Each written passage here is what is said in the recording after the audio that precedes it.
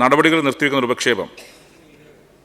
മികച്ച വിദ്യാഭ്യാസവും തൊഴിൽ സാധ്യതകളും തേടി കേരളത്തിൽ നിന്ന് വിദേശത്തേക്ക് പോകുന്ന വിദ്യാർത്ഥികളുടെ എണ്ണം വർദ്ധിക്കുന്നതായി നോർക്ക റൂട്ട്സ് നടത്തിയ കേരള മൈഗ്രേഷൻ സർവേയിൽ കണ്ടെത്തൽ ചർച്ച ചെയ്യുന്നതിന് നടപടികൾ നിർത്തിവെക്കണമെന്ന ഉപക്ഷേപം പരിഗണനയ്ക്കിടന്നാവശ്യപ്പെട്ട് ഡോക്ടർ മാത്യു കോയൽനാടൻ, സർവശ്രീ P Ubaidulla, Mons Joseph, Anoop Jacob, Mani C Kappan, Shrimati K K Rema എന്നീ ബഹുമാനപ്പെട്ട അംഗങ്ങൾ റൂൾ 50 പ്രകാരം നോട്ടീസ് നൽകിയിട്ടുണ്ട്.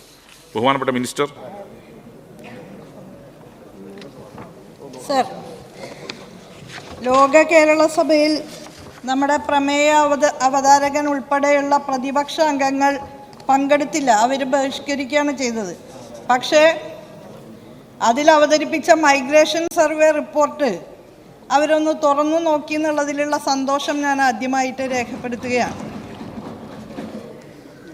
പ്രമേയ അവതാരകൻ വസ്തുതാപരമായിട്ടുള്ള ചില തെറ്റിദ്ധാരണകൾ ആ സർവേ റിപ്പോർട്ടുമായിട്ട് ബന്ധപ്പെട്ട് ചൂണ്ടിക്കാണിച്ചതിലുണ്ട്. അത് ഞാൻ വഴിയെ വിശദീകരിക്കാം. എന്തായാലും സ്റ്റുഡൻറ് മൈഗ്രേഷൻ എന്നുള്ളത് വർഷങ്ങളായിട്ടുള്ള ഒരു ആഗോള പ്രതിഭാസമാണ്. ഗ്ലോബലൈസേഷൻ്റെ കാലമാണ് സർ. ആഗോളവൽക്കരണ കാലത്ത് രാജ്യത്തിൻ്റെ അതിർത്തി രേഖകൾ അപ്രസക്തമാകുകയാണ് എന്നുള്ളത് നമുക്ക് ഏവർക്കും അറിയാം. ആഗോളവൽക്കരണ നയങ്ങളുടെ ഭാഗമായിട്ട് യാത്രാ സൗകര്യങ്ങൾ വർദ്ധിച്ചിരിക്കുന്നു. എയർലൈൻസുകളുടെ കൂടുതൽ, വിവര സാങ്കേതിക വിപ്ലവം, കമ്മ്യൂണിക്കേഷൻ രംഗത്തുണ്ടാക്കിയിട്ടുള്ള മാറ്റങ്ങൾ, വിദ്യാഭ്യാസ വായ്പകളുടെ വർദ്ധിച്ച ലഭ്യത, ഇതൊക്കെ വിദ്യാർത്ഥികളുടെ കുടിയേറ്റത്തിന് ആക്കം വർദ്ധിപ്പിച്ചിട്ടുണ്ട്. ആഭ്യന്തര സാമ്പത്തിക പ്രതിസന്ധി കൊണ്ട് പ്രയാസപ്പെടുകയും തൊഴിലെടുക്കുന്നവരുടെ എണ്ണം ആവശ്യത്തിന് ഇല്ലാതെ വരികയൊക്കെ ചെയ്യുന്ന വികസിത രാജ്യങ്ങൾ അവരുടെ ഉന്നത വിദ്യാഭ്യാസ മേഖലയിലേക്ക് വികസ്വര രാജ്യങ്ങളിൽ നിന്ന് വിദ്യാർത്ഥികളെ ആകർഷിക്കുന്നതിനുള്ള കുടിയേറ്റം എന്ന് പറയുന്നത് കേരളത്തെ മാത്രം ബാധിക്കുന്ന പ്രശ്നമല്ല. ഇന്ത്യൻ സംസ്ഥാനങ്ങളിൽ പ്രായണ കുടിയേറ്റം കുറഞ്ഞ ഒരു സംസ്ഥാനങ്ങളുടെ കൂട്ടത്തിലാണ് കേരളമുള്ളത്. 2023 കേന്ദ്ര സർക്കാർ പാർലമെൻറ്റിൽ അവതരിപ്പിച്ച കണക്ക് പ്രകാരം കേരളത്തിൽ നിന്നുള്ള വിദ്യാർത്ഥി കുടിയേറ്റം ഇന്ത്യയിലെ ആകെ കുടിയേറ്റത്തിൻ്റെ 4% മാത്രമാണ് സർ. 26/7/23 കേന്ദ്ര വിദ്യാഭ്യാസ സഹമന്ത്രി രാജ്യസഭയിൽ കൊടുത്ത മറുപടി പ്രകാരം 2018 മുതൽ 22 വരെയുള്ള കാലഘട്ടത്തിൽ വിദ്യാഭ്യാസത്തിനായി പുറത്തു പോകുന്നു എന്ന് യാത്രാരേഖകളിൽ സൂചിപ്പിച്ചവരുടെ കണക്ക് പ്രകാരം 2018 5,18,015 പേരും, 19 5,86,337 പേരും, 20 2,59,655 പേരും, 21 4,45,553 പേരും, 22 7,50,365 പേരുമാണ് ഇന്ത്യയിൽ നിന്ന് കുടിയേറിയിട്ടുള്ളത്. 2018 ശേഷം ദേശീയ തലത്തിൽ തന്നെ കുടിയേറ്റത്തിൽ 31% വർധനമാണുള്ളത്. ഈ റെഡ് സിയറിൻ്റെ സർവേ റിപ്പോർട്ട് പ്രകാരം 2023 ഇന്ത്യയിൽ നിന്ന് 20 ലക്ഷം വിദ്യാർത്ഥികൾ കുടിയേറിയപ്പോൾ ആന്ധ്രാപ്രദേശ് 12.5%, പഞ്ചാബ് 12.5%, മഹാരാഷ്ട്ര 12.5%, ഗുജറാത്ത് 8%, തമിഴ്നാട് 8%, ന്യൂഡൽഹി 8%, കർണാടകം 6% എന്നിങ്ങനെയുള്ളപ്പോൾ കേരളത്തിൽ അത് കേവലം 4% മാത്രമാണ്. ഏകദേശം 35,000-നും 40,000-നും ഇടയിലുള്ള വിദ്യാർത്ഥികളാണ് സംസ്ഥാനത്ത് നിന്ന് പുറത്തു പോകുന്നത്. പ്രമേയാവതാരകൻ ചൂണ്ടിക്കാണിച്ചതുപോലെ സർവേ റിപ്പോർട്ടിൽ 2 ലക്ഷം വിദ്യാർത്ഥികൾ മൈഗ്രേറ്റ് ചെയ്തിരിക്കുന്നു എന്ന് പറയുന്നത് ഒരു വർഷത്തെ കണക്കല്ല. നിലവിൽ പല വർഷങ്ങളിലായി വിദേശത്തേക്ക് കുടിയേറി വിദ്യാഭ്യാസ രംഗത്തും തൊഴിലിലും തുടരുന്നവരുടെ കണക്കാണ്. വിദ്യാഭ്യാസത്തിനായി സമീപ വർഷങ്ങളിൽ വിദേശത്തേക്ക് കുടിയേറിയ കുട്ടികളുടെ കണക്കാണ് 2 ലക്ഷം എന്ന് ചൂണ്ടിക്കാണിച്ചിട്ടുള്ളത്. അത് 2023 വർഷത്തെ മാത്രം കണക്കല്ല എന്ന് ബഹുമാനപ്പെട്ട അവതാരകനെ അറിയിക്കാൻ ഞാൻ ഈ അവസരം ഉപയോഗിക്കുകയാണ്. 2023 വർഷത്തിൽ വിദേശത്തുള്ള ആകെ മലയാളി വിദ്യാർത്ഥികളുടെ കണക്കാണത്. അതുപോലെ 2016 മുതൽ കേരളത്തിൽ നിന്നുള്ള കുടിയേറ്റം കേന്ദ്ര സർക്കാർ പാർലമെൻറ്റിൽ അവതരിപ്പിച്ച കണക്ക് പ്രകാരം 2016 18,428, 17-ൽ 20,093, 2018-ൽ മിനിസ്റ്റർ പ്ലീസ് സമയം കണക്ക് ഞാനിവിടെ വയ്ക്കാം. പരമാവധി 35,000-നും 40,000-നും മധ്യേയാണ് കേരളത്തിൽ നിന്ന് ഒരു വർഷം പോയിട്ടുള്ളത്. വിദ്യാഭ്യാസത്തോടൊപ്പം തൊഴിലും ചെയ്യാനുള്ള സാഹചര്യം വിദേശ രാജ്യങ്ങളിൽ ലഭ്യമാണ് എന്നതും ജനസംഖ്യ കുറഞ്ഞ രാജ്യങ്ങളിൽ തൊഴിൽ ശേഷിയുള്ള യുവാക്കളെ ആകർഷിക്കുന്നതിന് വിസ നയങ്ങളിൽ വലിയ തോതിൽ ഇളവ് വരുത്തുന്നതുമാണ് വിദ്യാർത്ഥികളുടെ കുടിയേറ്റത്തിന് കാരണമായിട്ടുള്ളത്.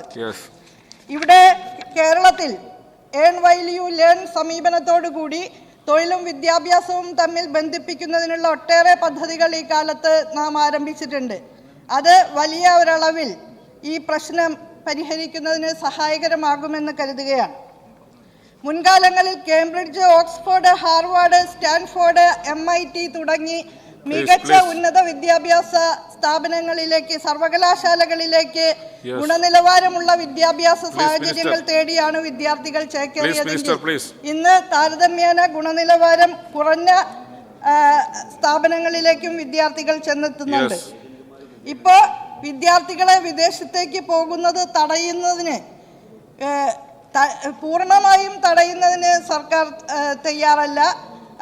ഉന്നത വിദ്യാഭ്യാസ സാഹചര്യങ്ങൾ മികച്ച നിലയിൽ തേടാനുള്ള ഒരു പശ്ചാത്തലം നമ്മുടെ വിദ്യാർത്ഥികൾക്ക് ഉണ്ട് എന്നുള്ളത് കൊണ്ട് തന്നെയാണ് അവർക്ക് അതിന് സാധിക്കുന്നത്. പക്ഷേ നിരവധി ഏജൻസികൾ നല്ലൊരു ശതമാനം വിദ്യാർത്ഥികളെ മോഹന വാഗ്ദാനങ്ങൾ നൽകി വഞ്ചിക്കുന്നതായിട്ട് തിരിച്ചറിയുന്നുണ്ട്. ഇത്തരം ഏജൻസികളെ നിയന്ത്രിക്കുന്നതിനുള്ള നിയമനിർമ്മാണം സർക്കാരിന്റെ പരിഗണനയിലേക്കാണ്. വിദേശത്തു നിന്ന് പോലും വിദ്യാർത്ഥികളെ ഇങ്ങോട്ട് ആകർഷിക്കാൻ കഴിയുന്ന ഒരു ആഗോള ഹബ്ബാക്കി മാറ്റുന്നതിനാണ് നാം പരിശ്രമിക്കുന്നത്. ഉന്നത വിദ്യാഭ്യാസത്തിനുള്ള സൗകര്യം കേരളത്തിൽ ഒട്ടും കുറവല്ല. +2 പാസ്സാകുന്ന വിദ്യാർത്ഥികൾ 23-ലെ അണ്ടർസ്റ്റാൻഡിംഗ് ഉണ്ടല്ലോ. ചില കാര്യങ്ങൾ പറഞ്ഞു പോകാതെ പറ്റില്ലല്ലോ. സംസ്ഥാനത്ത് ഇന്ന് ദേശീയ റാങ്കിംഗ് നിർണയത്തിലും NAC അക്രഡിറ്റേഷനിലുമൊക്കെ ഉയർന്ന ഗ്രേഡുകളാണ് നമ്മുടെ സ്ഥാപനങ്ങൾ നേടിയിട്ടുള്ളത്. മഹാത്മാഗാന്ധി സർവകലാശാല A++, കേരള സർവകലാശാല A++, കാലിക്കറ്റ് സർവകലാശാല A+, ശ്രീശങ്കരാചാര്യ സർവകലാശാല A+, കുസാറ്റ് A+, 24 കോളേജുകൾക്ക് A++, 43 കോളേജുകൾക്ക് A+, 60 കോളേജുകൾക്ക് A ഗ്രേഡ്. അതുപോലെ NIRF റാങ്കിങ്ങിലും മികച്ച പ്രകടനം. ആദ്യത്തെ 200-ൽ നമ്മുടെ സംസ്ഥാനത്ത് നിന്ന് 42 സ്ഥാപനങ്ങൾ ഇടം പിടിച്ചിട്ടുണ്ട്. 21% മികച്ച സ്ഥാപനങ്ങൾ നമ്മുടെ സംസ്ഥാനത്തു നിന്നുള്ളതാണ്.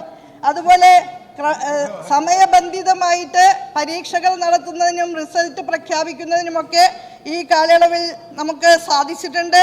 കിഫ്ബി, പ്ലാൻ ഫണ്ട്, റൂസ പദ്ധതികളിലൂടെ 6,000 കോടി രൂപ കഴിഞ്ഞ 4 വർഷക്കാലത്തിനകത്ത് ഉന്നത വിദ്യാഭ്യാസ മേഖലയിൽ അടിസ്ഥാന സൗകര്യ വിപുലീകരണത്തിന് ചെലവാക്കിയിട്ടുണ്ട് എന്നുള്ളത് കേന്ദ്ര ഗവൺമെന്റിന്റെ തന്നെ ഇക്കണോമിക് റിവ്യൂ ചൂണ്ടിക്കാണിക്കുന്നുണ്ട്.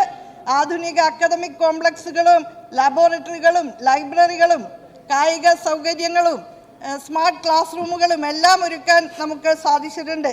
ഈ വർഷം കേരള സർവകലാശാലയിൽ 2,600-ഓളം വിദേശ വിദ്യാർത്ഥികളും കുസാറ്റിൽ 1,590 വിദ്യാർത്ഥികളും മഹാത്മാഗാന്ധി സർവകലാശാലയിൽ 855 വിദ്യാർത്ഥികളും വിദേശ രാജ്യങ്ങളിൽ നിന്ന് അപേക്ഷ സമർപ്പിച്ചിട്ടുണ്ട്. സർവകലാശാലകളുടെ പ്രവർത്തനത്തിൽ ഒരു പാളിച്ചയുമില്ല സർ. നമ്മുടെ സർവകലാശാലകളുടെ കീർത്തി രാജ്യാന്തരത്തിൽ വർദ്ധിക്കുകയാണ്. അതുപോലെ രാഷ്ട്രീയമായിട്ടുള്ള കാര്യങ്ങളാണ് ഇതിന് വിഘാതമായി നിൽക്കുന്നത് എന്ന രീതിയിലുള്ള തെറ്റായ ഒരു പ്രചരണം നടത്താനുള്ള പരിശ്രമമാണ് ഇവിടെ നടക്കുന്നത്. കഴിഞ്ഞ 4 വർഷക്കാലത്തിനിടയ്ക്ക് ഏറ്റവും മികച്ച നിലയിൽ ഉന്നത വിദ്യാഭ്യാസ മേഖലയെ മെച്ചപ്പെടുത്തിയെടുക്കുന്നതിന് ഗവൺമെൻറ് നടത്തിയിട്ടുള്ള പരിശ്രമങ്ങൾ അതിൻ്റെ ഫലം കണ്ടുകൊണ്ടിരിക്കുകയാണ്. ഇപ്പോൾ സമഗ്രവും സമൂലവുമായിട്ടുള്ള പരിഷ്കാരങ്ങളുടെ ഭാഗമായിട്ട് 4-year UG പ്രോഗ്രാം ആവിഷ്കരിച്ചപ്പോൾ വ്യാപകമായിട്ടുള്ള സ്വീകാര്യതയാണ് അതിന് ലഭിച്ചിട്ടുള്ളത്. ഒരെതിർപ്പുമില്ലാതെ തന്നെ വളരെ നല്ല നിലയിൽ നമുക്കത് നടത്തി മുന്നോട്ട് പോകാൻ സാധിക്കുന്നു എന്നുള്ളത് അതിനു വേണ്ടിയിട്ടുള്ള എല്ലാ തയ്യാറെടുപ്പുകളും നടത്തിക്കൊണ്ടാണ് നമ്മൾ ആ മാറ്റത്തിലേക്ക് പ്രവേശിച്ചിട്ടുള്ളത്. സർഗാത്മകവും വിദേശത്ത് ഉപരിപഠനത്തിന് പോകുന്നത് ഒരു കുറ്റമല്ല സർ, അതൊരു പുതിയ കാര്യമല്ല. രാഷ്ട്രപിതാവ് മഹാത്മാഗാന്ധി വിദേശത്താണ് പഠിച്ചത്, ലണ്ടനിലാണ് പഠിച്ചത്. നെഹ്റുവും അംബേദ്കറും ലണ്ടനിലാണ് പഠിച്ചത്. VK കൃഷ്ണമേനോൻ ലണ്ടനിലാണ് പഠിച്ചത്. ഇന്ദിരാഗാന്ധി ലണ്ടനിലാണ് പഠിച്ചത്. അതുപോലെ നമ്മുടെ പാണക്കാട് സയ്യിദ് മുഹമ്മദ് അലി ശിഹാബ് തങ്ങൾ കെയ്റോ യൂണിവേഴ്സിറ്റിയിലാണ് പഠിച്ചത്. അപ്പോൾ ഉന്നത വിദ്യാഭ്യാസ മേഖലയിൽ കേരളത്തിന്റെ വിദ്യാർത്ഥികളുടെ മൈഗ്രേഷൻ അവരെ മികച്ച സാധ്യതകൾ തേടി അവർ പോകട്ടെ. അത് മാത്രമല്ല, അരികുവൽക്കരിക്കപ്പെട്ട വിഭാഗങ്ങളിൽപ്പെട്ട വിദ്യാർത്ഥികൾക്ക് വിദേശ സർവകലാശാലകളിലേക്ക് പോകുന്നതിന് പ്രത്യേക സഹായം ഗവൺമെന്റ്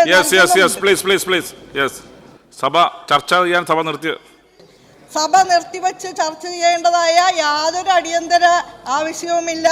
നല്ല രീതിയിലാണ് നമ്മുടെ ഉന്നത വിദ്യാഭ്യാസ മേഖല മുന്നോട്ട് പോയിക്കൊണ്ടിരിക്കുന്നത്. ശ്രീ മാത്യു കോയൽനാടൻ അങ്ങ് പാലിക്കുമെന്ന് പ്രതീക്ഷിക്കുകയാണ്. തീർച്ചയായിട്ടും അങ്ങ് അവതരണാനുമതി തന്നതിന് ഞാൻ നന്ദി പറയണം. പക്ഷേ അങ്ങയുടെ ആ ഉപദേശം മാനിച്ച് ഞാൻ I will be well within my syllabus number 1. പക്ഷേ എല്ലാ അവതാരകർക്കും കൊടുക്കുന്ന ഒരു പരിഗണന അങ്ങ് എനിക്കും തരുമെന്നും പ്രതീക്ഷിക്കുകയാണ്. അതുകൊണ്ട് ഞാൻ ഇവിടെ ഈ വിഷയം ഞാൻ സാധാരണ സംസാരിക്കാനിരിക്കുമ്പോൾ സ്വാഭാവികമായിട്ടും കുറ്റം പറയാനും കുറവ് പറയാനും അല്ലെങ്കിൽ ആരോപണം പറയാനും എന്നാണല്ലോ ധരിക്കുക. പക്ഷേ ഈ വിഷയത്തിൽ ദയവ്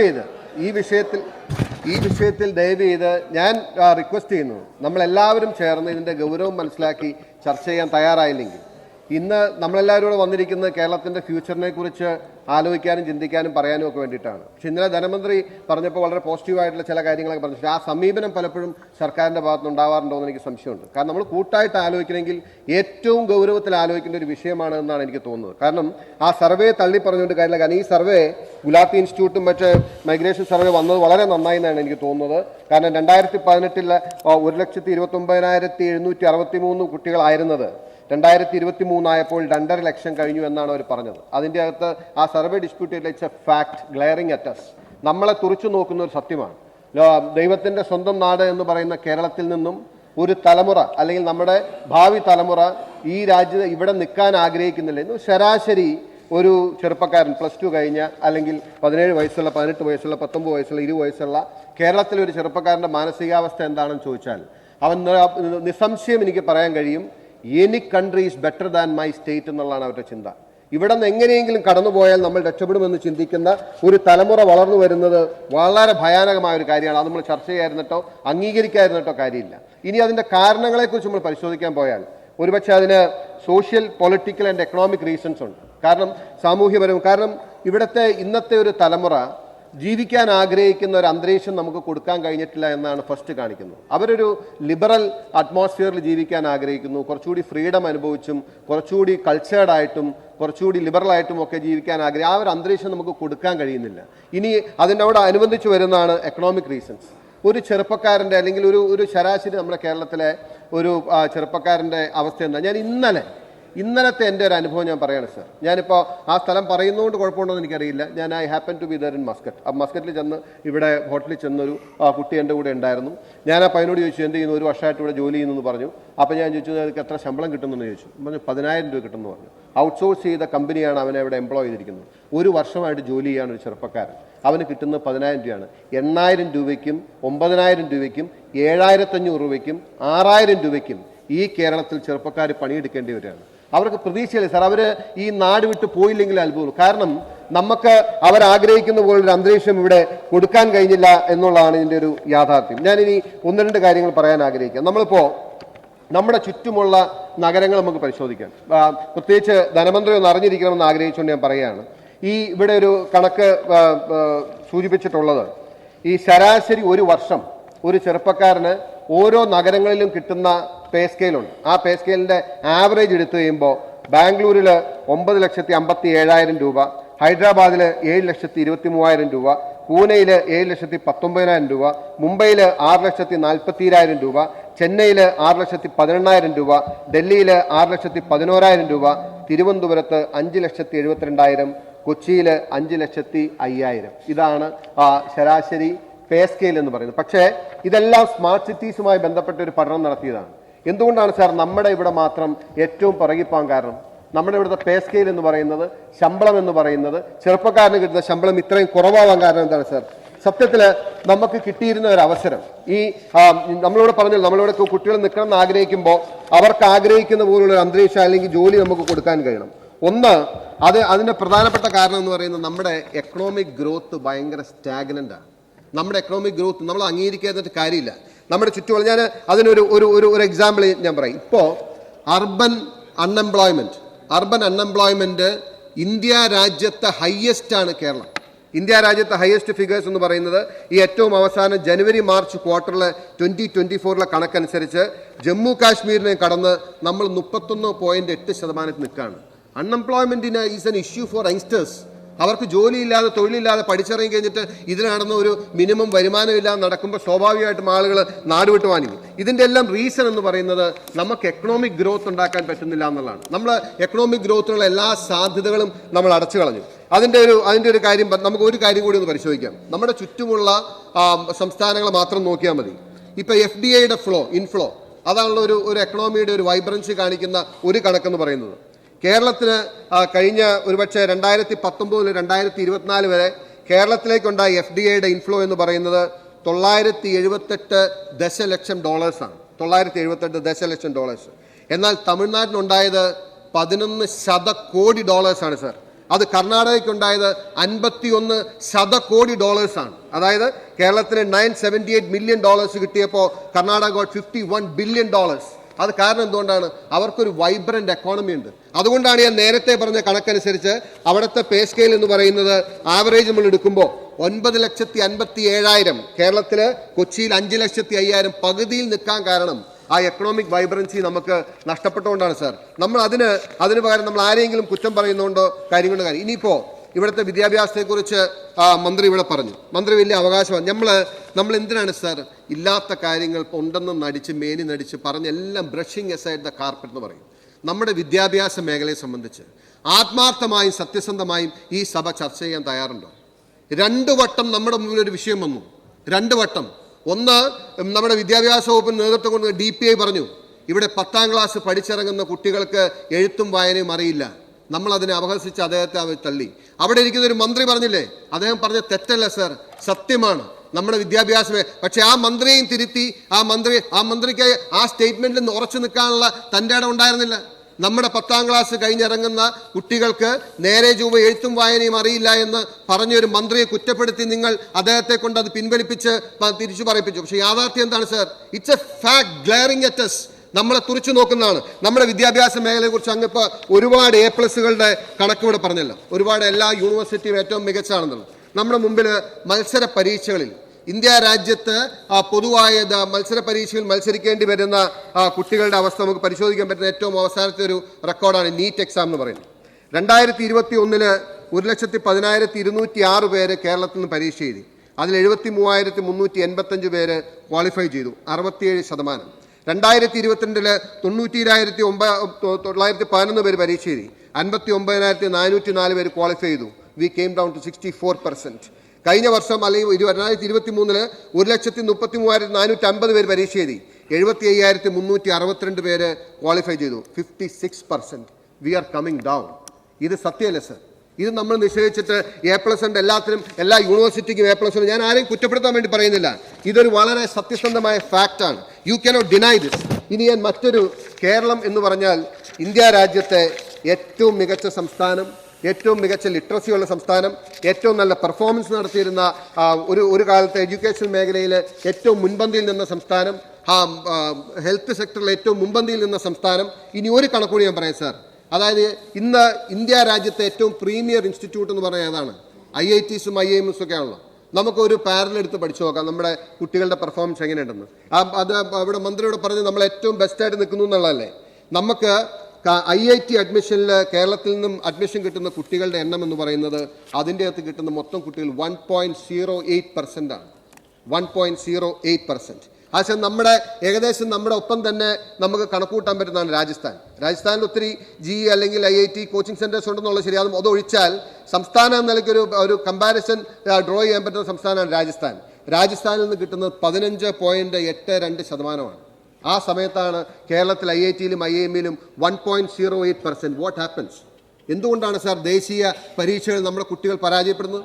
നമ്മളിവിടെ സഭയിൽ നിന്ന് നമ്മുടെ യൂണിവേഴ്സിറ്റി ബെസ്റ്റാണെന്ന് പറഞ്ഞിട്ട് കാര്യമില്ല. A+ഉം NAC+ഉം പറഞ്ഞിട്ട് കാര്യമില്ല. നമ്മുടെ കുട്ടികൾ പരാജയപ്പെടുകയാണെങ്കിൽ പിന്നിപ്പോവാണ് സാർ. അതിനാണ് നമ്മൾ പരിഹാരം കാണേണ്ടത്. ഇനി ആ കണക്ക് തന്നെ പറയുന്നു, ശരാശരി ഒരു സംസ്ഥാനത്തു നിന്നും 8 മുതൽ 10% വരെ കുട്ടികൾ IIT-യിൽ വരുമ്പോൾ കേരളത്തിൽ നിന്നും 1% 1.08%. അതുപോലും നമ്മുടെ കണ്ണു തുറപ്പിക്കില്ലേ? നമ്മൾ യാഥാർത്ഥ്യങ്ങളെ മറച്ചു വെച്ച് വേണമെങ്കിൽ നമുക്ക് മുമ്പോട്ട് പോകാം. കുട്ടികൾ എന്തുകൊണ്ടാണ് പോകുന്നത്? നമ്മുടെ യൂണിവേഴ്സിറ്റികളുടെ, ഞാനിനി അറിഞ്ഞ് ഒരു പ്രൊവോക്കിംഗ് ആയിട്ടുള്ള സ്റ്റേറ്റ്മെന്റിലേക്ക് പോകാൻ ആഗ്രഹിക്കുന്നില്ല. ഇനിയിപ്പോൾ ഇന്നത്തെ കേരളത്തിലെ മാതാപിതാക്കളുടെ അവസ്ഥ ഓർക്കുമ്പോഴാണ് സാർ എനിക്ക് ഏറ്റവും സങ്കടം. ഞാൻ ഇതിൻ്റെ ഒരു കേസ് സ്റ്റഡി നടത്തി. നിങ്ങളെല്ലാവരും ഇത് വിശ്വസിക്കണം, സത്യമാണ് നിങ്ങളോട് പറയുകയാണ്. ഞങ്ങളുടെ നാട്ടിൽ, ഞാൻ ആ വീടും ആളുടെ പേരും പറയാൻ ആഗ്രഹിക്കുന്നില്ല, ശരാശരി നല്ല നിലയിൽ ജീവിക്കുന്ന ഒരു മിഡിൽ ക്ലാസ് ഫാമിലി, ആകെ ഒരു മകനാണുള്ളത്. ആ മകൻ വിദേശത്ത് പോയി പഠിക്കാനായിട്ട് പോയതാണ്. ആ അപ്പച്ചനും അമ്മച്ചിക്കും പ്രായമായി. അവരെ നോക്കാൻ നിവൃത്തിയില്ല, അവർക്ക് ചെറിയ സഹായം വേണം. ഞാൻ അവിടെ വീട്ടിൽ ചെന്നപ്പോൾ അവിടെ ഒരു ബംഗാളി വന്ന് അവരെ സഹായത്തിന് വരുന്നുണ്ട്. എല്ലാ ദിവസവും വണ്ടിയിൽ അവിടെ എവിടെയും കൊണ്ടുപോകും, മരുന്ന് മേടിച്ചുകൊണ്ട് എല്ലാം കൊണ്ടുവരും കഴിക്കും. ഞാനപ്പോൾ ഈ പയ്യനെ വിളിച്ചു. ഈ പയ്യൻ UK-യിലാണുള്ളത്. ആ UK-യിൽ നിന്നപ്പോൾ ഞാനോട് നീ എന്താ പഠിക്കുന്നതെന്ന് ചോദിച്ചു കാര്യങ്ങളൊക്കെ ചോദിച്ചപ്പോൾ അവൻ UK-യിലെ ഒരു കെയർ ഹോമിൽ വർക്ക് ചെയ്യാണ് സാർ. ഇവിടെ സ്വന്തം അച്ഛനെയും അമ്മയും ഒരു ബംഗാളിയെ നോക്കാൻ ഏൽപ്പിച്ചിട്ട് UK-യിൽ സായിപ്പിന് മരുന്നെടുത്ത് കൊടുക്കുകയും അവരെ കുളിപ്പിക്കുകയും അവരുടെ കാര്യം നോക്കുകയും ചെയ്യുന്ന ഒരു മകൻ അവിടെയുണ്ട്. അച്ഛനോടും അമ്മയോടും സ്നേഹം ഇല്ലാത്തതുകൊണ്ടല്ല. So some reasons, socio economic political reasons ആണ് ആ കുട്ടി ഇവിടെ നിന്ന് പോകാനും അച്ഛനും അമ്മയും വാർദ്ധക്യത്തിൽ ഈ ബംഗാളിയെ ഡിപ്പെൻഡ് ചെയ്ത് ജീവിക്കേണ്ടത്. ഇതാണ് കേരളത്തിൻ്റെ ശരാശരി സാഹചര്യം. ഇതിന് മാറ്റമുണ്ടാകണമെന്നുണ്ടെങ്കിൽ നമ്മുടെ കേരളത്തെ നമ്മൾ റീഡിഫൈൻ ചെയ്യണം. നമ്മൾ പലപ്പോഴും സംഭവിച്ചിട്ടുള്ള കാര്യം എന്ന് പറഞ്ഞാൽ ഞാനത് രാഷ്ട്രീയപരമായി കുറ്റപ്പെടുന്നതെന്ന് ധരിക്കരുത്. നമുക്ക് വരുമായിരുന്ന എക്കണോമിക് ഗ്രോത്തിനുള്ള ഒരുപാട് അവസരങ്ങൾ പ്രത്യയശാസ്ത്ര പിടിവാശി കൊണ്ട് നമ്മൾ നശിപ്പിച്ചാണ് സാർ.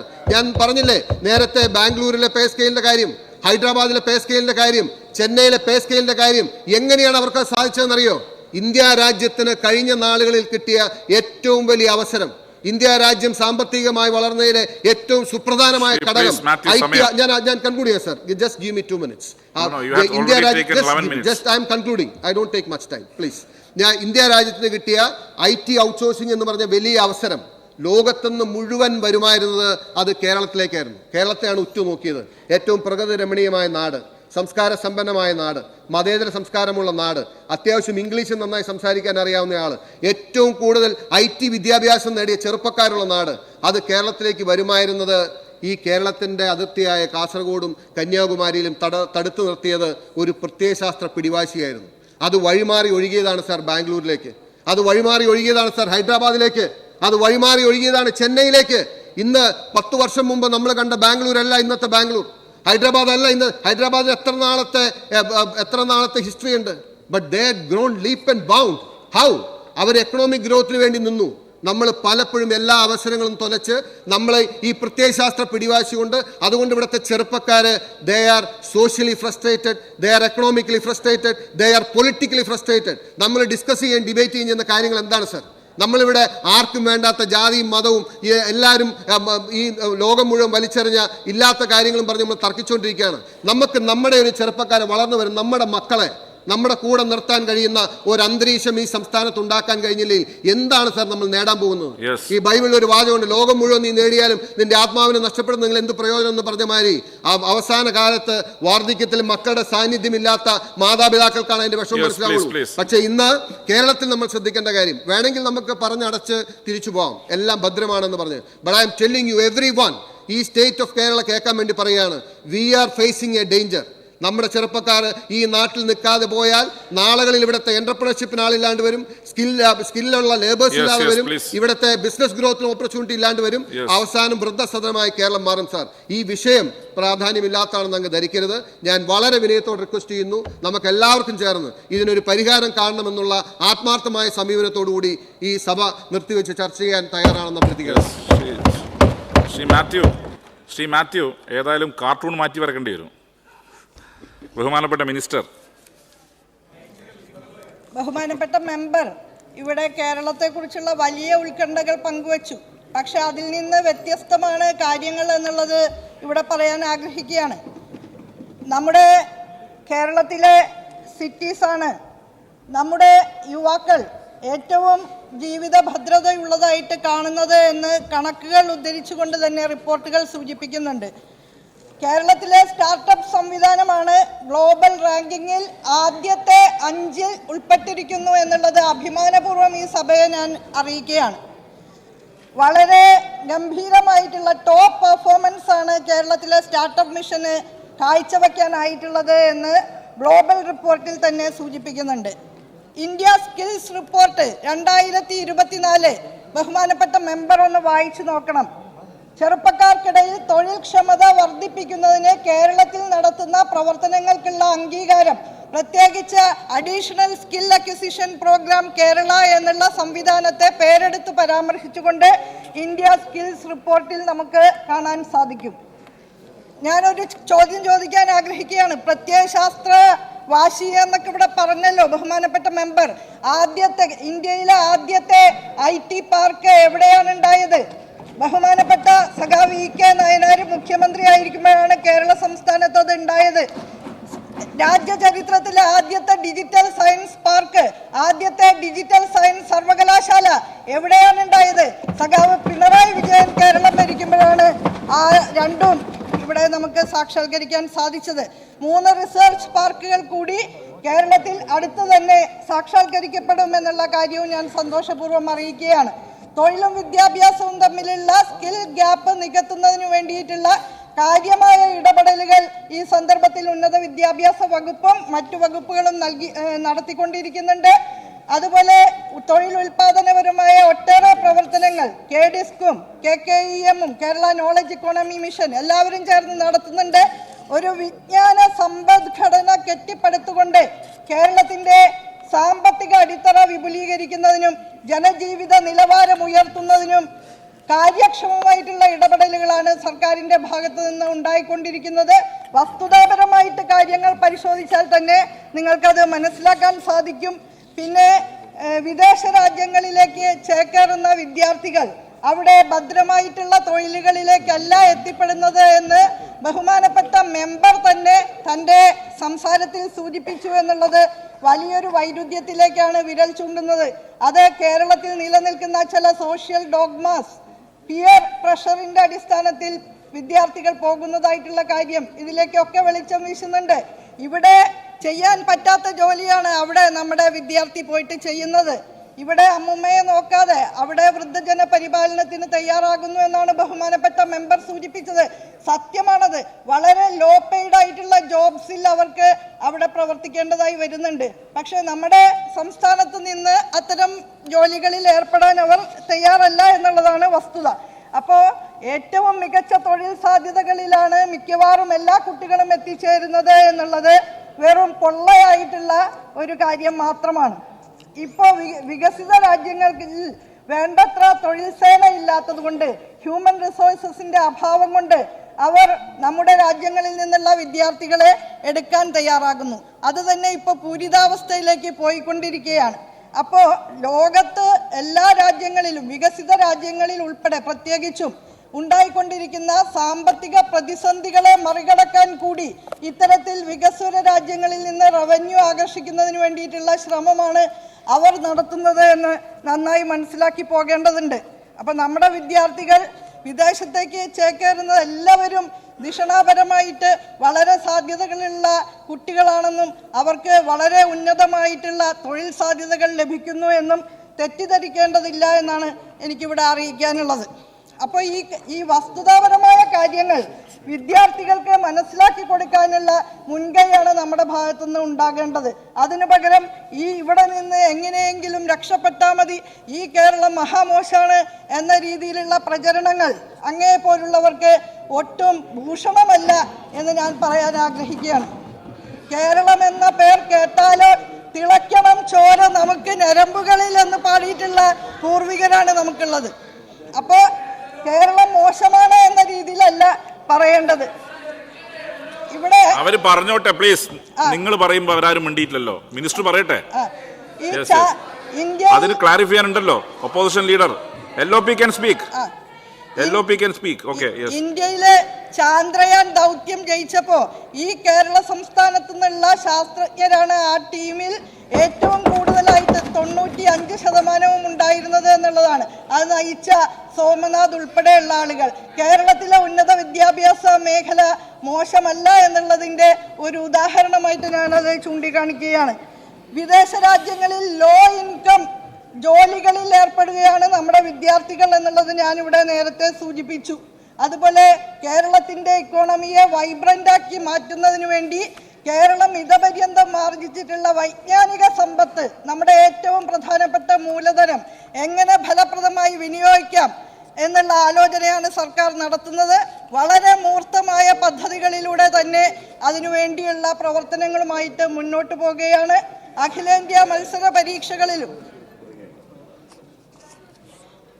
സമയം പോവേ. ഒരു സബ്ജക്റ്റാണ് സഭയിൽ സംസാരിക്കുന്നത്. സാർ, ഞാൻ എൻ്റെ LLM ചെയ്തത് ലണ്ടനിലായിരുന്നു. അവിടെ പഠിക്കുന്ന സമയത്ത് പഠനത്തോടൊപ്പം തന്നെ നമ്മൾ തൊഴിൽ ചെയ്യാറുണ്ട്. അത് ആ പഠിക്കുന്നതിന് വേണ്ടിയിട്ടുള്ള ചിലവ് വരുന്നതിന് വേണ്ടിയിട്ടാണ് നമ്മൾ ആ തൊഴിലെടുക്കുന്നത്. പക്ഷേ ഞാൻ പഠിത്തം കഴിഞ്ഞ് എനിക്ക് തിരിച്ചു വന്നു എൻ്റെ നാട്ടിൽ വക്കീലായിട്ട് പ്രാക്ടീസ് ചെയ്യാനുള്ള അവസരം ഉണ്ടായി. ഞാൻ പറഞ്ഞു വരുന്നത്, വിദേശത്തേക്ക് പോകുന്നത് തീർച്ചയായിട്ടും പ്രോത്സാഹിപ്പിക്കേണ്ട കാര്യം തന്നെയാണ്. നല്ല ഓപ്പർച്യൂണിറ്റീസ് കുട്ടികൾക്ക് കിട്ടണമെങ്കിൽ ഇപ്പോൾ നമ്മുടെ SC/ST വകുപ്പ് തന്നെ 168 കുട്ടികളാണ് വിദേശത്തേക്ക് അവസരം കൊടുത്തത്. തീർച്ചയായിട്ടും മാത്യു അങ്ങനെ കണക്കാക്കേണ്ട കാര്യമില്ല. ഗവൺമെന്റ് എന്തെങ്കിലും തരത്തിലുള്ള ഇടപെടലുകൾ ആവശ്യമാണെങ്കിൽ തീർച്ചയായിട്ടും ആ കാര്യത്തിൽ ഇടപെടണമെന്നാണ് എനിക്ക് പറയാനുള്ളത്. അതെ, ഗവൺമെന്റിന്റെ ഒരു നിലപാടാണ് ബഹുമാനപ്പെട്ട മെമ്പർ ഇവിടെ സൂചിപ്പിച്ചത്. അരികുവൽകൃത വിഭാഗങ്ങളിൽ നിന്ന് പട്ടികജാതി പട്ടികവർഗ വിഭാഗങ്ങൾ, മത്സ്യത്തൊഴിലാളികൾ, ഈ വിഭാഗങ്ങളിലുള്ള കുട്ടികൾക്ക് പ്രത്യേക സ്കോളർഷിപ്പ് നൽകിക്കൊണ്ടാണ് വിദേശ പഠനത്തിന് അവരെ പറഞ്ഞയക്കാൻ സർക്കാർ തയ്യാറാകുന്നത്. പുറത്തു പോകട്ടെ വിദ്യാർത്ഥികൾ, എക്സ്പോഷർ ഉണ്ടാവട്ടെ, അവരത് നമ്മുടെ സമൂഹത്തിന് തരട്ടെ, കേരളത്തിന് തരട്ടെ.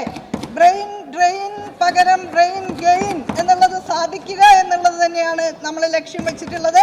അതിനായിട്ടാണ് വിവിധ പദ്ധതികൾ ആസൂത്രണം ചെയ്യുന്നത്. ഡിസ്പോസ് ചെയ്യണ്ടേ?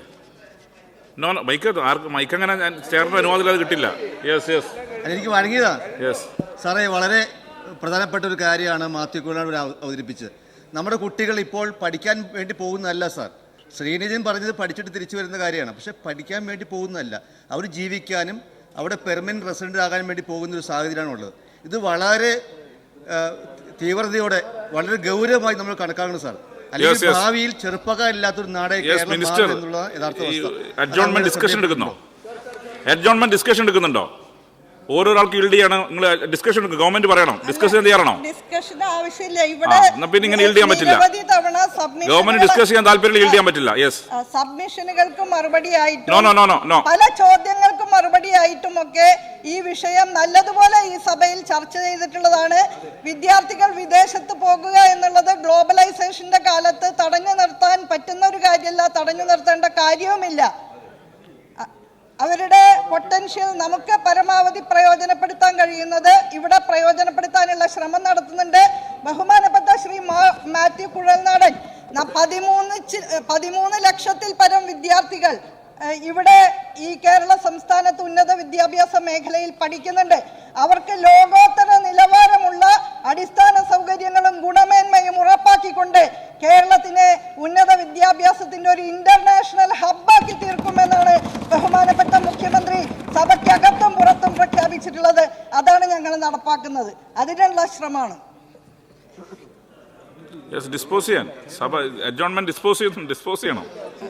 ഈ അടിയന്തര പ്രമേയം ഈ സഭ നിർത്തിവെച്ച് ചർച്ച ചെയ്യേണ്ടുന്ന ഒന്നല്ല.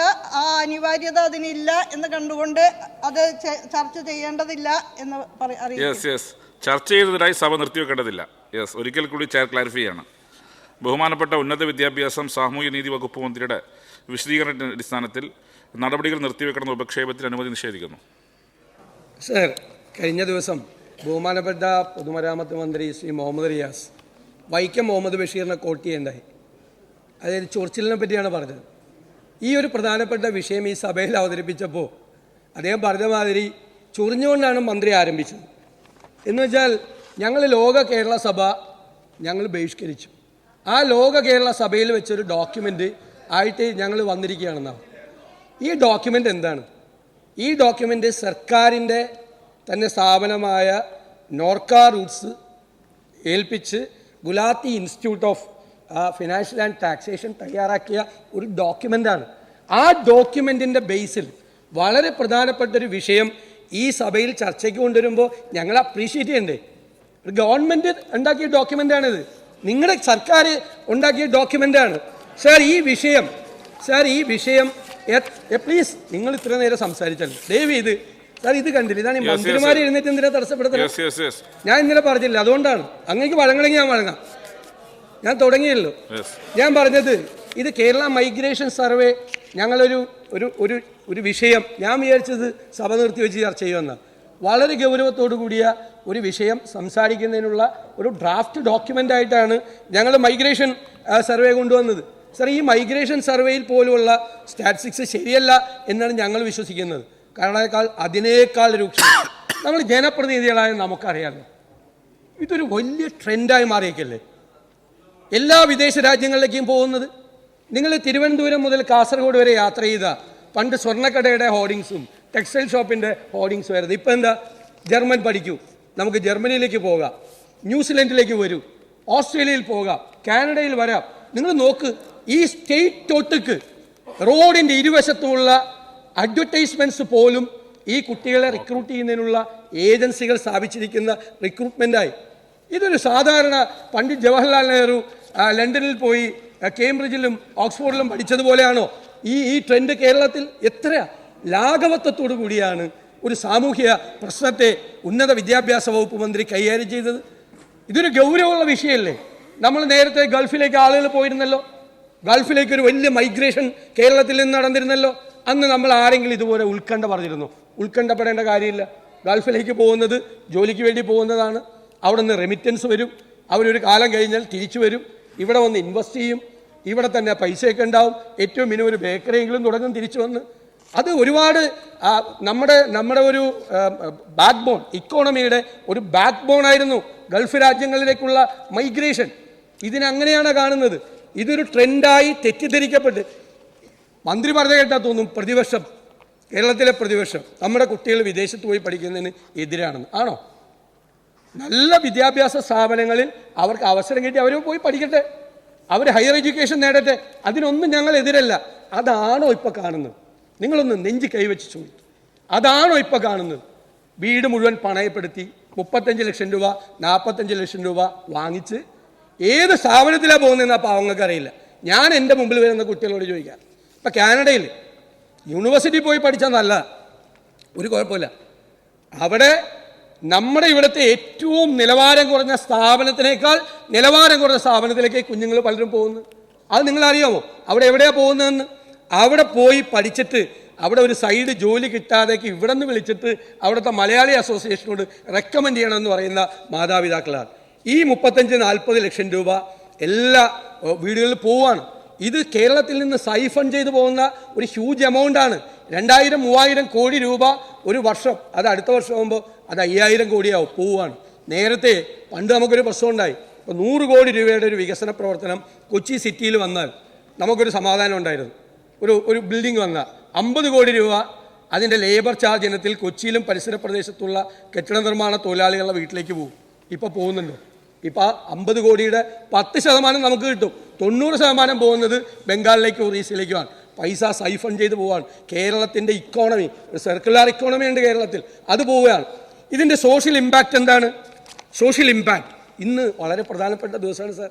ജൂലൈ 11 വേൾഡ് പോപ്പുലേഷൻ ഡേ ആണ്. World population day. ഇന്ത്യ ലോകത്തിലെ ഏറ്റവും കൂടുതൽ പോപ്പുലേഷനുള്ള രാജ്യമായി മാറിയിരിക്കുകയാണ്. 1.44 ബില്യനാണ്. ലോകത്താകെ 8.1 ബില്യൺ പോപ്പുലേഷനുള്ള സമയത്ത് ഇന്ത്യയിലെ പോപ്പുലേഷൻ നമ്പർ 1 ആണ്.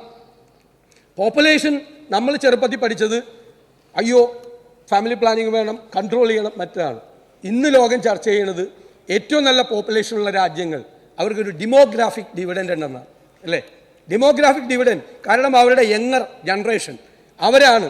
വർക്കിംഗ് ഏജ് പോപ്പുലേഷൻ എന്ന് പറയും, അവരാണ്. അതായത് ഡിപ്പെൻഡൻറ്റ് പോപ്പുലേഷനേക്കാൾ കൂടുതൽ വർക്കിംഗ് ഏജ് പോപ്പുലേഷൻ, ആശ്രിതരായ ആളുകളേക്കാൾ കൂടുതൽ വർക്കിംഗ് ഏജുള്ള ഒരു പോപ്പുലേഷൻ ഉള്ളതാണ് ഒരു രാജ്യത്തിൻ്റെ മഹത്വം. അതാണ് ഡെമോഗ്രാഫിക് ഡിവിഡൻഡ്. സർ, ഈ മൈഗ്രേഷൻ, ഈ ഒരു നിയന്ത്രണവുമില്ലാത്ത ഈ മൈഗ്രേഷൻ നമ്മുടെ ക്രീമായിട്ടുള്ള കുട്ടികളെ നമുക്ക് നഷ്ടപ്പെടുകയും നമ്മുടെ ഡെമോഗ്രാഫിക് ഡിവിഡൻഡ് നമ്മളെ ഇല്ലാതാക്കുകയും ചെയ്യും എന്നുള്ള യാഥാർത്ഥ്യം നമ്മൾ അറിയണം. സർ, അതുപോലെ ഇത് നോൺ GCC രാജ്യങ്ങളിലേക്കാണ് ഏറ്റവും കൂടുതൽ ഇപ്പോൾ പോകുന്നത്. ഞാൻ നേരത്തെ പറഞ്ഞല്ലോ, ഗൾഫ് രാജ്യങ്ങളിലേക്ക് പോയാൽ അവർ തിരിച്ചു വരും. നമുക്ക് ഒരുപാട് സഹായം ഉണ്ടായിരുന്നു, റെമിറ്റൻസ് ഉണ്ടായിരുന്നു. ഇത് റെമിറ്റൻസ് ഉണ്ടാവുമോ? നിങ്ങൾ നോക്ക്, അതിൻ്റെ സോഷ്യോ ഇക്കണോമിക് ഇമ്പാക്റ്റാണ് മാത്യു കോളനാട് ഇവിടെ പറഞ്ഞത്. സോഷ്യോ ഇക്കണോമിക് ഇമ്പാക്റ്റ് എന്താ? ഇക്കണോമിക് ഇമ്പാക്റ്റ് ഈ പൈസ അങ്ങോട്ട് പോകുന്നതല്ല, അവിടെ നിന്ന് ഇങ്ങോട്ട് വരുന്നില്ല. അവിടെ പോയി ഒരു ജോലി ആയാൽ അവർ സാധാരണ സെറ്റിൽഡ് ആവും. ഒരു വീട് വാങ്ങിച്ചു കഴിഞ്ഞാൽ പിന്നെ ലൈഫ് ലോങ് ഡെറ്റാണ്. പിന്നെ അവരവിടെ സെറ്റിൽ ചെയ്യാണ്. കാരണം നമ്മളെക്കാളും നല്ല വെൽഫെയർ മെഷേഴ്സും പെൻഷനും സംവിധാനങ്ങളും ഉണ്ട്. തിരിച്ചു പോരുന്നില്ല. തിരിച്ചു ഇവർ വീട്ടുകാരെ കൊണ്ടുപോവാണ്, മാതാപിതാക്കളെ. സത്യനന്ദിക്കാടിൻ്റെ മനസ്സിനക്കരെ എന്നുള്ള സിനിമയിൽ KPSCയിൽ എഴുതിയുടെ ഒരു കഥാപാത്രം പറയുന്നുണ്ട്. അപ്പോൾ ഷീലയുടെ കഥാപാത്രം ചോദിക്കുന്നുണ്ട്, നിനക്ക് വലിയ സന്തോഷമായാലും നിന്റെ മക്കൾ കൊണ്ടുപോകാന്ന്. അപ്പോൾ അമ്മ പറയുന്നൊരു വാചകമുണ്ട്, എന്നോട് ഇഷ്ടമുണ്ടായിട്ട് കൊണ്ടുപോകുന്നതല്ല, അവിടെ മക്കളെ നോക്കാൻ ആരുമില്ല, മക്കളെ നോക്കാൻ ആളെ വെക്കണമെങ്കിൽ വലിയ ശമ്പളം കൊടുക്കേണ്ടി വരും, അതുകൊണ്ടാണ് എന്നെ കൊണ്ടുപോകുന്നതെന്ന് ആ കഥാപാത്രം പറയുന്നുണ്ട്. ഞാൻ കോളേജിൽ പഠിക്കുമ്പോൾ N. മോഹനൻ്റെ ഒരു മനോഹരമായ കഥയുണ്ടായിരുന്നു, മകൻ എന്ന് പറഞ്ഞു. ഒറ്റ മകൻ, ഓർമ്മയില്ലേ? ആ മകൻ പോകുന്നതിൻ്റെ, ഞാൻ നമ്മുടെ കുട്ടികളൊന്നും വിദേശത്ത് പോയി അമേരിക്കയിലോ യൂറോപ്പിലോ പോയി പഠിച്ച് സെറ്റിലാകുന്നതല്ല ഇഷ്യൂ. ഇവരെങ്ങോട്ടാണ് പോകുന്നത്, ഏത് രീതിയിലാണ് പോകുന്നത്, എന്തുകൊണ്ട് ഇങ്ങനെ ഒരു മൈഗ്രേഷൻ, വല്ലാത്ത രീതിയിലുള്ള ഒരു മൈഗ്രേഷൻ ഉണ്ടാകുന്നു. ഒരു ഏജൻസി മാത്രം 7000 പേരാണ് ഈ കഴിഞ്ഞ വർഷം വിട്ടത്. എവിടേക്കാണ് അവർ പോകുന്നത്? നമ്മുടെ കുട്ടികളല്ലേ പോകുന്നത്?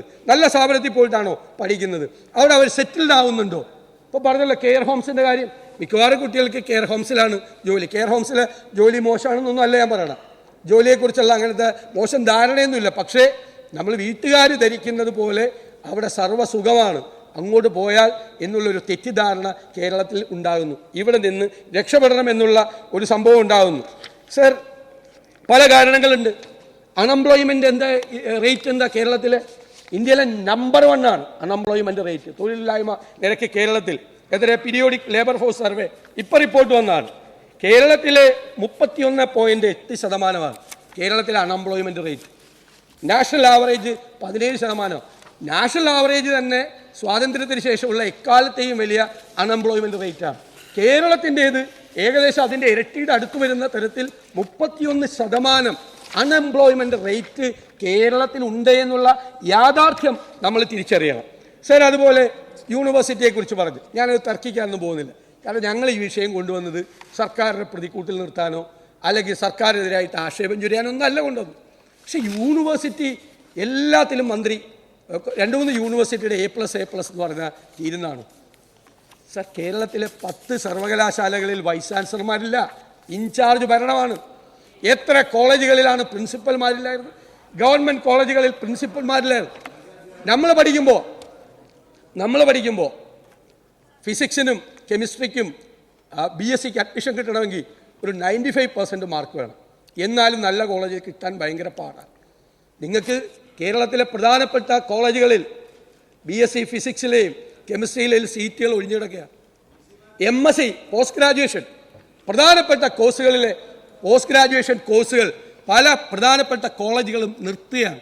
സർ, എഞ്ചിനീയറിംഗ് കോളേജുകൾ കേരളത്തിൽ പൂട്ടിക്കൊണ്ടിരിക്കുകയാണ്, ഓരോ വർഷവും പൂട്ടിക്കൊണ്ടിരിക്കുകയാണ്. പല എഞ്ചിനീയറിംഗ് കോളേജുകളിലും ില്ലാത്ത ഒരുപാട് സ്വാശ്രയ കോളേജുകളൊക്കെ മുൻ ഭരണാധികാരികളുടെ കാലത്ത് അനുവദിച്ചതിൻ്റെ ഭാഗം കൂടിയാണ് ചിലത് പൂട്ടിപ്പോകേണ്ടതായി വരുന്നത്. സർവൈവൽ ഓഫ് ദ ഫിറ്റസ്റ്റ് ഉണ്ടല്ലോ, മോശപ്പെട്ട പഠന സാഹചര്യങ്ങൾ നിലനിൽക്കുന്ന സ്ഥാപനങ്ങൾ പൂട്ടിപ്പോകേണ്ടി വരും. ഞാൻ വീണ്ടും വൈക്കം മുഹമ്മദ് ബഷീറിനെ കോട്ട് ചെയ്യണ്ട. ഇപ്പോൾ വെറുതെ കഴിഞ്ഞ ഗവൺമെൻറ് എഞ്ചിനീയറിംഗ് കോളേജ് തുടങ്ങിയതുകൊണ്ടാണ് ഇപ്പം അത് പൂട്ടിപ്പോണെന്ന് പറയും. എങ്ങനെയാ സർ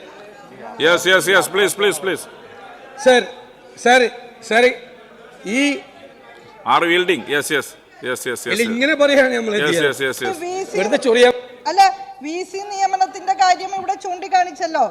ഈ സഭ ഒരു ബില്ല് പാസാക്കി നൽകിയിട്ട് അത് 1 വർഷത്തിലേറെ കാലം അടവച്ച് ഫ്രീസ് ചെയ്ത് ഇരുന്ന് പിന്നെ അത് സുപ്രീം കോടതിയിൽ പോയപ്പോ പ്രസിഡന്റിനൊക്കെ അയച്ചു കൊടുത്തത് ആരാണ് എന്നുള്ളത് ഞാനിവിടെ പറയേണ്ടതില്ലല്ലോ. Yes, yes, ഇങ്ങനെ please, ഒരു please. അനിശ്ചിതാവസ്ഥ ഈ സർക്കാരിന്റെ ഭാഗത്തുനിന്ന് ഉണ്ടായതല്ല. പ്ലീസ്. ഈ നിങ്ങളും ഗവർണറും തമ്മിലുള്ള തർക്കത്തിലെ കേരളത്തിലെ സർവകലാശാലകളും കേരളത്തിലെ വിദ്യാർത്ഥികളുമാണ് ബലിയാടായി പോകുന്നത്. നിങ്ങൾ അവരുമായിട്ട് സെറ്റിൽ ചെയ്യാൻ ചെയ്യും.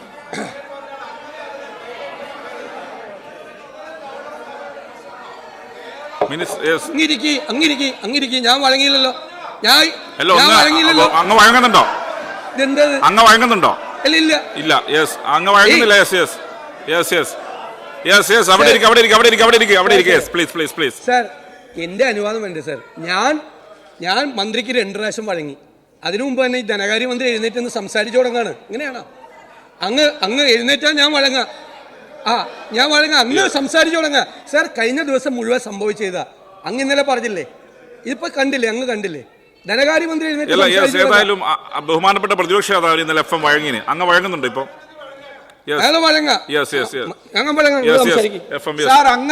സാർ, അദ്ദേഹം ഈ സഭയുടെയും കേരളത്തിന്റെയും പ്രധാനപ്പെട്ട ഒരു ഭാഗമാണ് പ്രതിപക്ഷ നേതാവ്. ഈ സഭ പാസ്സാക്കിയ ഒരു ബില്ല് നിയമസഭ പാസ്സാക്കി ഗവർണറുടെ അടുത്തേക്ക് അയച്ചു. 10 VC-മാരുടെ കാര്യം അദ്ദേഹം പറഞ്ഞുകൊണ്ട് 10 വൈസ് ചാൻസലർമാരെ നിയമിക്കുന്നതിന് തടസ്സമുണ്ടായത് ഈ സർക്കാർ കാരണമാണോ? അതൊരു കേരളത്തിലെ പൊതുപ്രശ്നമല്ലേ? അങ്ങയുടെ മുന്നണി ഇപ്പുറത്തിരുന്നാലും ഞങ്ങൾ അപ്പുറത്തിരുന്നാലും നിങ്ങൾ അപ്പുറത്തോട്ട് മാറിയാലുമൊക്കെ കേരളത്തിൻ്റെ വിദ്യാഭ്യാസ മേഖലയെ വൈസ് ചാൻസലർമാരടക്കമുള്ള കാര്യങ്ങളെ സംബന്ധിച്ച് ഒരു കാര്യം പറയുമ്പോൾ അങ്ങ് കാഷ്വലായ റെഫറൻസ് അല്ല ഇത് പറയേണ്ടത്. ഗവർണറുടെ നിലപാട് ഇന്ത്യയിലെ ആകെ ഇപ്പം ബംഗാൾ ഉൾപ്പെടെയുള്ള സ്റ്റേറ്റുകളിൽ സുപ്രീം കോടതിയിൽ പോയിട്ട് കേസ് നടക്കുന്നുണ്ട്. അത്ര ഒരു കാര്യം അങ്ങ് പറഞ്ഞതുകൊണ്ട് ഞാൻ പറഞ്ഞു. അല്ലാതെ ഞാൻ എണ്ണിച്ചിട്ട് ആവശ്യമില്ലാത്ത തടസ്സം ഉണ്ടാക്കുന്ന രീതിയില്ല. അതുകൊണ്ട് ഈ കാര്യം അങ്ങ് പറഞ്ഞപ്പോൾ അത് അങ്ങയുടെ അഭിപ്രായവും ഗവൺമെന്റിന്റെ അഭിപ്രായം അല്ല ഞങ്ങൾക്കുള്ളത്. ഞങ്ങൾ വൈസ് ചാൻസലർമാരുടെ നിയമനം നേരത്തെ നടന്നപ്പോൾ നിയമവിരുദ്ധമായ രീതിയിൽ നിങ്ങളും ഗവർണറും ഒരുമിച്ച് ചേർന്നാണ് ഈ അനധികൃതമായ നിയമനം നടത്തിയത്.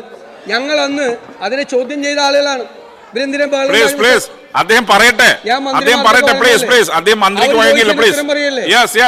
സാർ, അവര് ഞങ്ങൾ അന്ന് 2 പേരെ എതിർത്തു. കാരണം പ്രോ ചാൻസലർ എന്നുള്ള നിലയിൽ വൈസ് ചാൻസലറുടെ അപ്പോയിന്റ്മെന്റിൽ ഇടപെടാൻ പാടില്ല വിദ്യാഭ്യാസ മന്ത്രി. ഉന്നത വിദ്യാഭ്യാസ മന്ത്രി അത് ഇടപെട്ടു. അവർ 2 കത്തുകൾ എഴുതി. ആ 2 കത്തുകൾ നമ്മുടെ സർവകലാശാലകളുടെ സ്വയംഭരണ അധികാരത്തെ ചോദ്യം ചെയ്യുന്ന കത്തുകളാണ്. സുപ്രീം കോടതി വിധി എന്താ? അൺനെസസറി ആയിട്ടുള്ള ഇന്റർവെൻഷനാണ് പ്രോ ചാൻസലറുടെ നേതൃത്വത്തിൽ നടന്നത്. അപ്പൊ ഇവരും ഗവർണറും കൂടി അന്ന് ഒരുമിച്ചായിരുന്നിട്ട് no I am not yielding. അവരും ഗവർണർ, ഞാനൊരു പോയിന്റ് കംപ്ലീറ്റ് ചെയ്യട്ടെ പ്ലീസ്. നിങ്ങൾ എന്ത് ഇത്ര അസ്വസ്ഥത? അപ്പൊ ഇവരും ഗവർണറും തമ്മിൽ അന്ന് ധാരണയിലായിരുന്നു. UGC നോംസ് കംപ്ലീറ്റ് വയലേറ്റ് ചെയ്ത് വൈസ് ചാൻസലർമാരെ അപ്പോയിന്റ്മെന്റ് നടത്തി.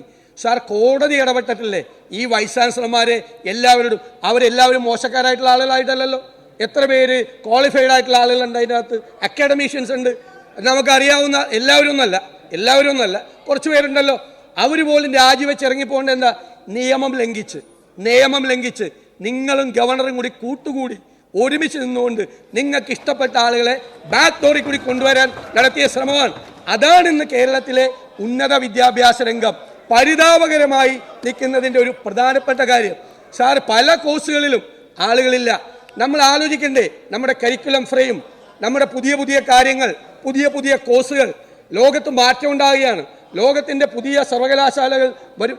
നിങ്ങളല്ലേ വിദേശ സർവകലാശാലകൾ കൊണ്ടുവരാൻ ഞങ്ങളിവിടെ ആലോചിച്ചപ്പോൾ എന്തൊരു ഓപ്പർച്യൂണിറ്റി ആയിരുന്നു.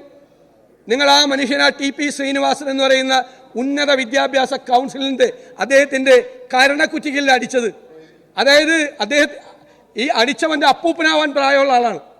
ആ അമേരിക്കൻ അംബാസഡർ ആയിരുന്ന ആ TP ശ്രീനിവാസൻ റോഡിൽ കിടന്നിരുന്ന വീണുപോയ കാഴ്ച നിങ്ങൾക്ക് ഓർമ്മയുണ്ടോ?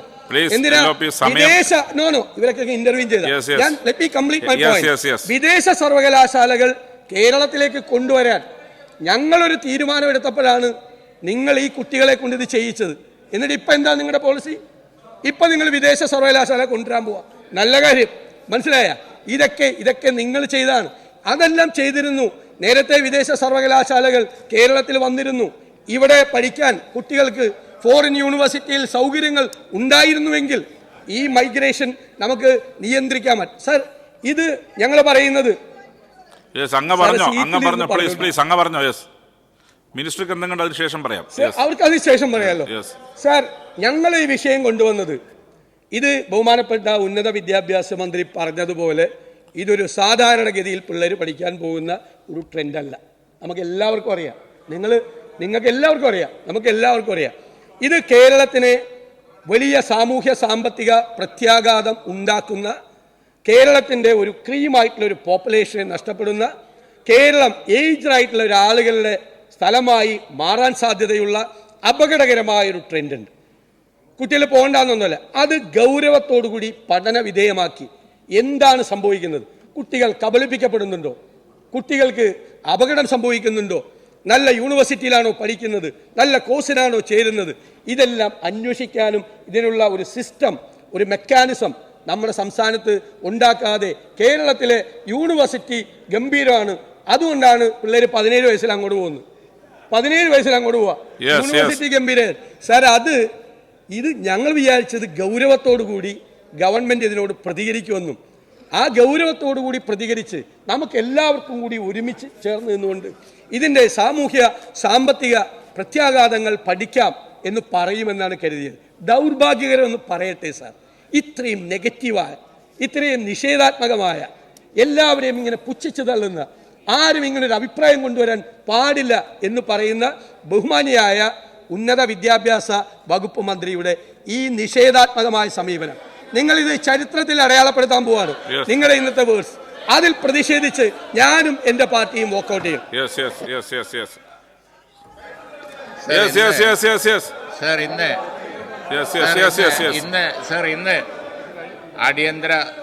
ഇന്ന് അടിയന്തര പ്രമേയത്തില് ഇതിന് ശേഷം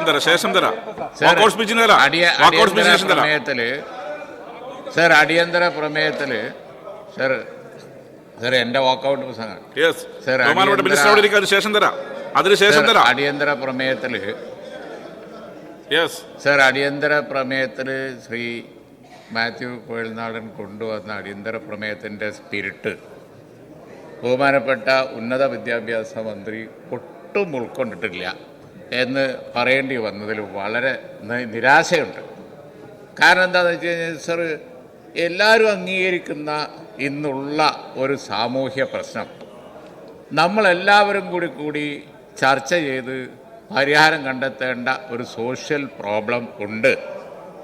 ആ സോഷ്യൽ പ്രോബ്ലത്തിൻ്റെ കാരണം എന്താണ് എന്ന് അനലൈസ് ചെയ്യണം എന്ന് പറഞ്ഞാൽ സർ, അതിനുള്ള മറുപടി ടെക്നോ പാർക്ക് ഞങ്ങളുടെ കാലത്താണ് സർ. ആ ടെക്നോ പാർക്ക് ഉണ്ടാക്കി ഉദ്ഘാടനം ചെയ്തപ്പോൾ കേരളത്തിൻ്റെ IT മന്ത്രി ഞാനായിരുന്നു എന്നുള്ള ഒരു വിവരമെങ്കിലും മന്ത്രിക്ക് വേണ്ടേ സർ? എന്നിട്ട് പറയാണ് സർ, അങ്ങനെ ഈ വിഷയത്തിന് അങ്ങനെ കാണേണ്ട കാര്യമില്ല. പൊളിറ്റിക്കലായിട്ട് എല്ലാത്തിലും പൊളിറ്റിക്സ് ആയതാണ് നമ്മളെ പ്രോബ്ലം. അതുതന്നെയാണ് കുട്ടികൾ പോണത്. കാരണം സർവകലാശാലകളിലെ സ്റ്റാൻഡേർഡ് കുറവ്, ഉന്നത വിദ്യാഭ്യാസ സ്റ്റാൻഡേർഡ് കുറവ്, അവസരങ്ങൾ ഇല്ലാതാക്കുന്നു. ഓവർ പൊളിറ്റിക്സ് ക്യാമ്പസുകളിൽ മുഴുവൻ വന്നത് വലിയ പ്രശ്നമായിരിക്കുന്നു. വിദ്യാഭ്യാസ നിലവാരം ഇല്ല. അഥവാ ഒരു ഡിഗ്രി എടുത്ത് പുറത്തിറങ്ങി വന്നാൽ കോഴൽനാടൻ ഇവിടെ പറഞ്ഞതുപോലെ വളരെ തുച്ഛമായ ശമ്പളത്തിന് എവിടെയെങ്കിലും ഒരു ജോലി കിട്ടിയാലായി. സർ, ഇവിടെ വിദേശത്ത് പോകുന്ന കുട്ടികൾക്ക് പഠിക്കുമ്പോൾ തന്നെ അവിടെ സൈഡ് ജോലി ചെയ്യാം സർ. അവിടെ ഏത് ജോലി ചെയ്താലും മാന്യതയുള്ള ജോലിയാണ്. അതൊക്കെ വളരെ മോശപ്പെട്ട ഏർപ്പാടാന്ന് പറയേണ്ട കാര്യമില്ല.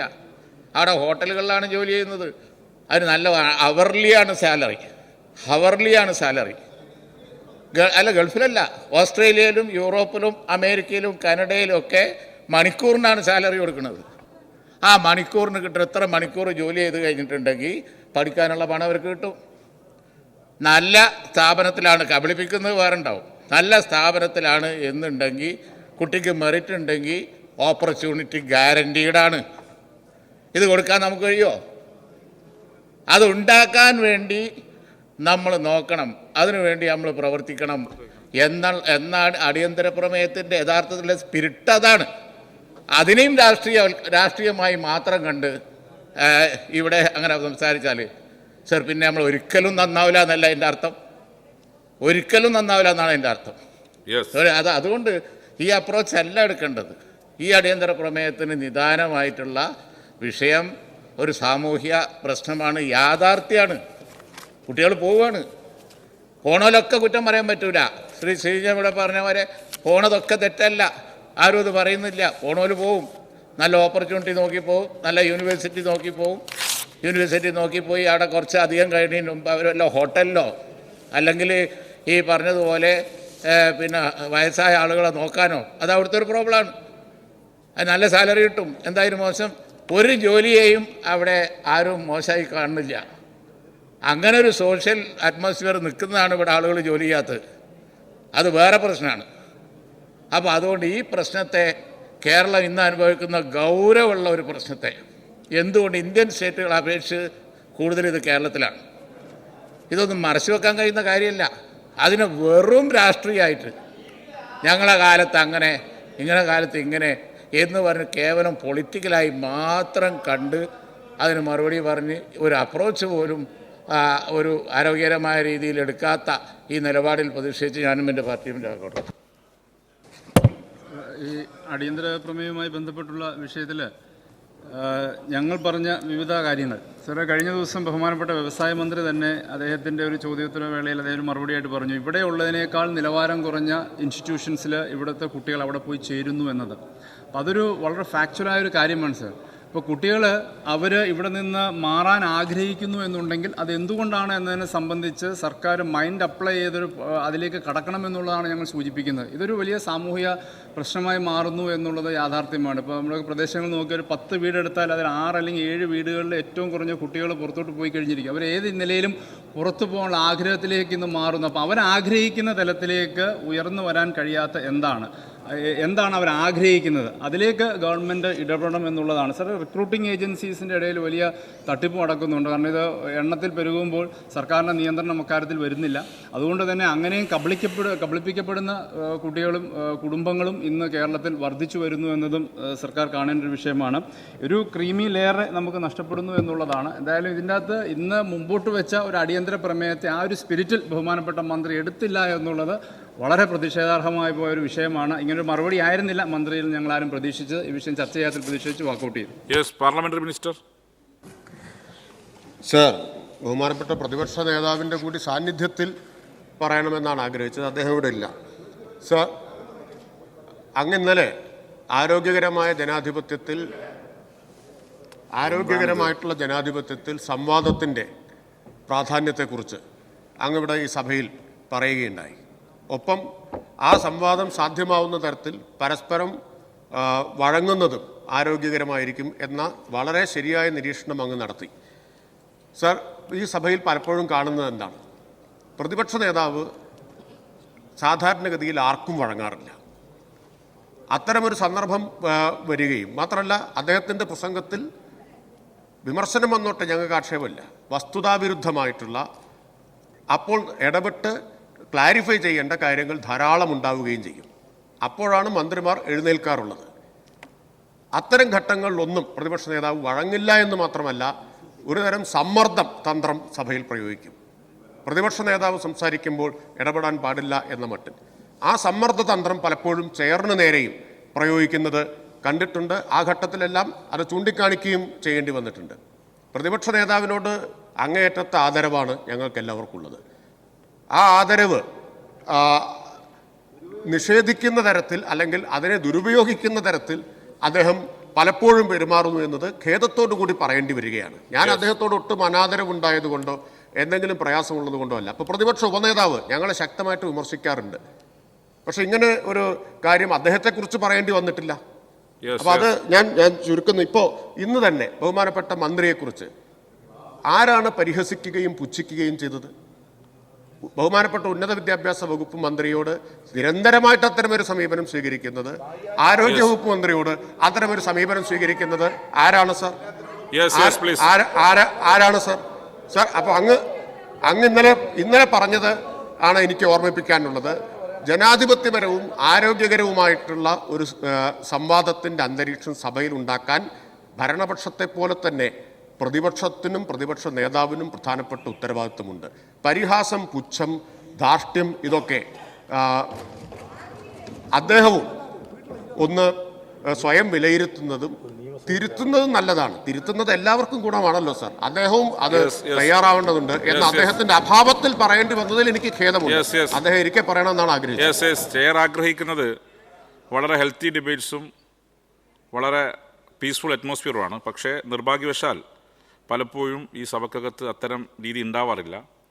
പരസ്പരം ഒരു ഗിവ് ആൻഡ് ടേക്കാണ് അങ്ങോട്ടും ഇങ്ങോട്ടും വേണ്ടത്. പക്ഷേ ചില ഘട്ടങ്ങളിൽ അത്തരം ഉണ്ടാവാറില്ല. അത് ഭാവിയിലെങ്കിലും തിരുത്താനും നമ്മുടെ ഹൗസിന് അന്തസ്സ് ഉയർത്തത്തക്ക നിലയിൽ രണ്ട് പക്ഷവും പെരുമാറണമെന്ന് ഒരിക്കൽ കൂടി ചെയർ പറയാൻ അവർ ആഗ്രഹിക്കുകയാണ്. ഓർഡർ പാർലമെൻ്ററി മിനിസ്റ്റർ പറഞ്ഞല്ലോ, ഇങ്ങനെ എല്ലാ ആളുകളും സംസാരിക്കേണ്ട കാര്യമില്ല. ബഹുമാനപ്പെട്ട മന്ത്രിക്ക് വേണ്ടിയാണ് അദ്ദേഹം പറഞ്ഞത്. എനിക്ക് നേരെ വിരൽ ചൂണ്ടി വളരെ ധിക്കാരിയാണ് ഞാൻ എന്നുള്ള പ്രസ്താവന ഇവിടെ നടത്തി. അതിൽ പ്രതിഷേധിക്കുന്നു.